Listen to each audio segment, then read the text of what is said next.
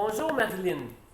Bonjour. Merci d'avoir bien voulu participer aux capsules vidéo pour la semaine des échanges culturels que Carrefour Jeunesse Emploi font. Toi, tu es arrivé de la France depuis janvier 2011. Tout Oui. d'abord, quel est ton parcours scolaire français et quel est l'équivalent québécois ici? Ok.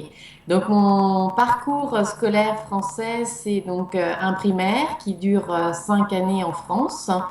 Ensuite, un cursus secondaire qui dure 7 années et des études universitaires qui ont duré 6 ans pour obtenir un diplôme qu'on appelle DESS, diplôme d'enseignement spécialisé supérieur, et qui est reconnu à une équivalence de maîtrise ici au Québec. OK. Et c'est ce qui donne la même chose. OK. Pour que ta formation elle soit reconnue ici au Québec, quelles sont les démarches que tu as dû entreprendre? Alors, j'ai dû monter un dossier et déposer une demande auprès du ministère de l'Immigration et des Communautés culturelles pour obtenir un document qui s'appelle une évaluation comparative des études effectuées hors du Québec. Donc ça, c'est pour justement que mon cursus scolaire avoir l'équivalence au niveau du Québec. Et ensuite, j'ai dû déposer une demande d'équivalence de titre auprès de l'Ordre des psychologues du Québec, puisque j'exerce en tant que psychologue, pour obtenir le droit d'exercer ici.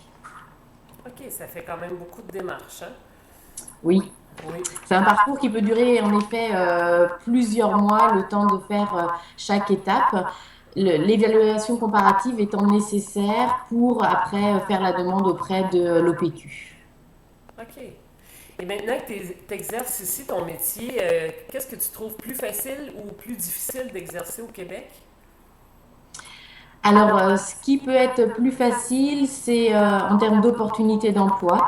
On a beaucoup plus d'offres de psychologues ici au Québec qu'on peut en avoir en France. Le métier est mieux reconnu et il y a euh, une habitude qui est plus ancrée de faire appel au service d'un psychologue en cas de besoin. Ce qui peut être peut-être plus contraignant ou difficile, c'est le fait qu'il existe ici l'Ordre des psychologues du Québec, qui est là un petit peu pour nous guider dans notre pratique, mais qui a aussi des exigences en termes de formation qu'on doit continuer de faire, par exemple. Mais ça peut être aussi une très bonne chose hein, d'obliger les professionnels à continuer de se former au cours de leur pratique professionnelle. OK, oui, c'est vrai. OK, ben maintenant, on va se reprendre dans une autre vidéo pour mieux comprendre l'orientation professionnelle en France aussi en même temps. À bientôt! À bientôt.